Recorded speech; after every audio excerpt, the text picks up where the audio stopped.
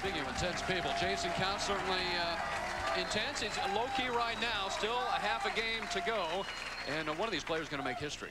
And both the players are slowing their tempo down a little bit with each pressure shot that they throw. To go up by 25. I like it. And a 7-pin. Oh my. Couch trying to win back-to-back TOC titles. The first player ever to do that, and for Ryan-Shafer.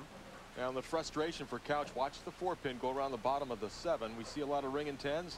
Now same thing, lefty leaving the ringing 7-pin.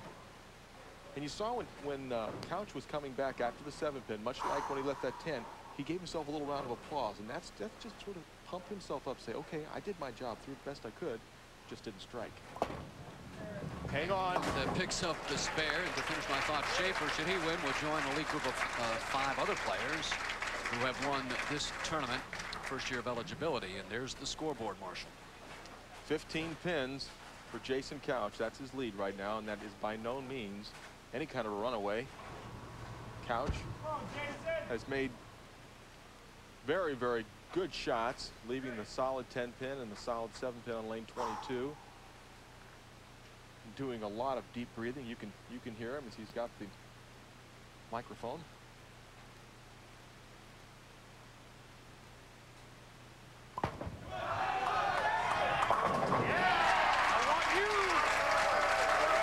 He's talking to lane 22. That's what he wants. He's striking on lane 21. He wants a strike to double up on lane 22. Yeah, see, he's talking to that lane. Now, is that lane listening? He never listened to me. Well, that lane is winning at the present time. And Ryan-Shafer in the 7th frame. And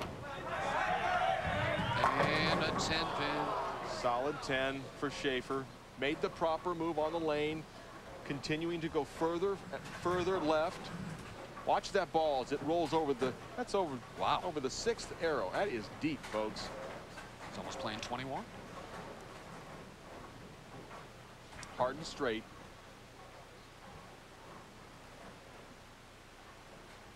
Not a lot of hook for the spare, and no problem. Staying in the hunt is Ryan-Shafer through 7 frames. He trails by 16. Right now, who is the best? The champion of champions, trying to bring it back. 1, 2, 4, 10. Searching for carry.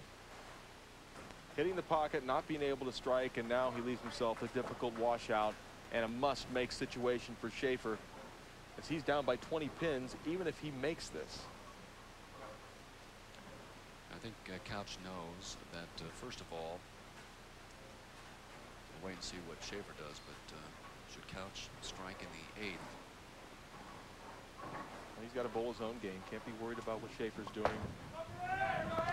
Shafer. Oh! And we saw that earlier in the first match, the 1, 2, 4, 10, the head pin wrapping around the 10-pin. Technically made the proper shot, got the ball in the right position, but he wraps the head pin around the 10. What a great shot.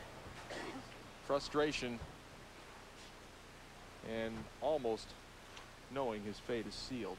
All right, Couch now on a lane that's giving him some trouble, Marshall. Well, just needs to keep hitting the pocket. If he keeps putting the ball in the pocket and filling frames, he's fine.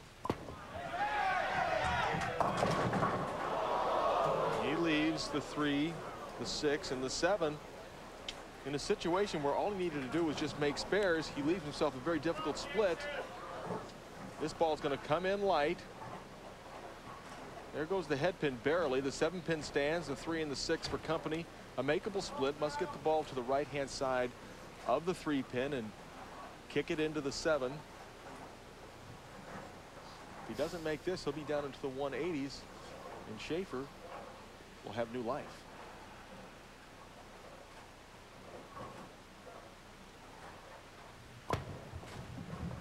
And he makes it. And as Dickie V would say, that's awesome, baby. Oh, yeah. Great shot From a champion. Jason Couch. Re-rack. He wants a re-rack on the lane 21. Let's take another look. He gets the ball on the right-hand side of the 3-pin. Almost overcuts it, Phil. Comes off the sideboard. Just nudges it out. And if you pick up things like that, it'll make you do stuff like that. Oh, it's fun to scream at the pins. You never did that. Of course not. Couch in the 9th frame. Needs to control his emotions. Put the ball back into the pocket. Get up. He did it again. Same shot as he had on lane 22. Slow down. Telling himself to slow down. As I said, you have to control your emotions right now. Fortunate just to leave the 3-pin. Ball coming in very, very light. 7-pin falls out this time. Leaves nothing but the 3. Shouldn't have any problem making the spare. But as he gets closer to the final shots of this game and the possibility of becoming the first to ever defend the Tournament of Champions title, it becomes increasingly more difficult to throw the ball slow enough to make it hook back in the pocket.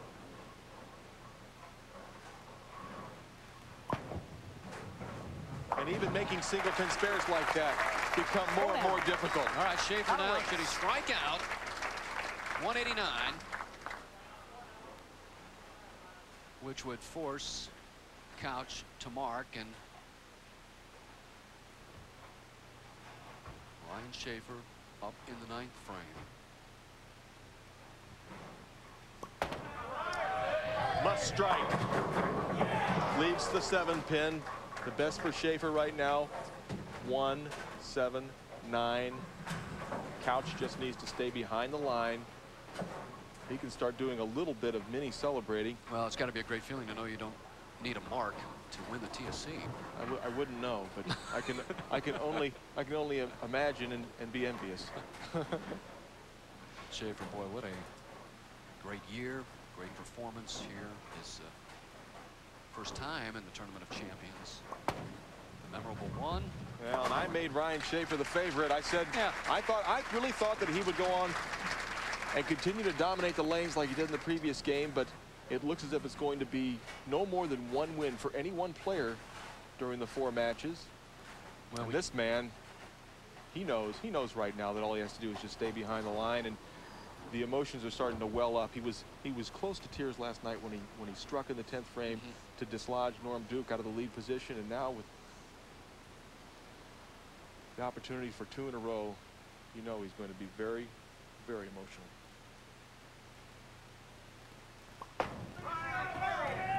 And 4 and a 7 for Shafer. Well, you talked about Couch earlier, and Jason said he'll take a clean game. And that's exactly what he's done. He's filled up all the frames.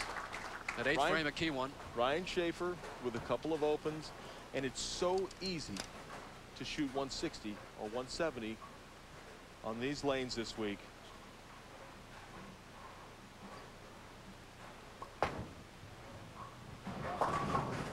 Second place finish it will be for Ryan-Shafer. Jason Couch.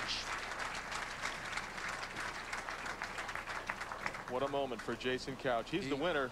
That's right. He's already the winner of the Brunswick World Tournament of Champions. Oh my, back-to-back TFC victories. That's a lot of pride. There's the first smile we've seen from Jason Couch. Going back to the demanding lane conditions. Boy, not easy tonight as Shafer finishes in the pocket, but leaves that stubborn 10-pin. Going to be 166 for Shafer. Well, and for Jason Couch, there's so much emotion. It's probably tough to throw this shot, but he's your winner before he throws it. This is nothing but icing on the cake, and congratulations, Jason Couch. He's the 2000 Brunswick World Tournament of Champions champion, and it's back-to-back.